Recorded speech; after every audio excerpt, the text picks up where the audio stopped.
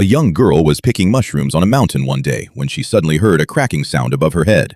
She looked up and was stunned by what she saw. On a branch of an old pine tree was a golden bird's nest. Inside it, an egg was cracking open, and a bright golden light was shining through the shell. What was even stranger was that the egg seemed to be growing bigger and bigger. Then a tiny head emerged from it. The little creature had a few colorful feathers on its wet head and struggled desperately to break free. Suddenly, it flapped its tiny wings, causing the nest and the egg to fall from the tree. The girl quickly reached out and caught it. The little bird had not even opened its eyes yet. Its body was wet and trembling in the cold, like a leaf in the autumn wind. She carefully examined it and realized that this was no ordinary bird. Its tail was longer than its body, and even though its feathers were still wet, she could clearly see three beautiful colors: red, yellow, and green. At that moment, she remembered something her grandfather had once told her. Deep in these mountains lived a phoenix that appeared only once every 1,000 years. Anyone lucky enough to see it would receive great blessings. The girl was surprised and excited, but she was also a little frightened. She carefully held the bird in her arms, wrapped it in her clothes, and ran all the way home. When she reached home, she did not dare make a sound. She secretly placed the little bird beside the stove to keep it warm. Then she broke off part of its nest and gave it to the bird as food.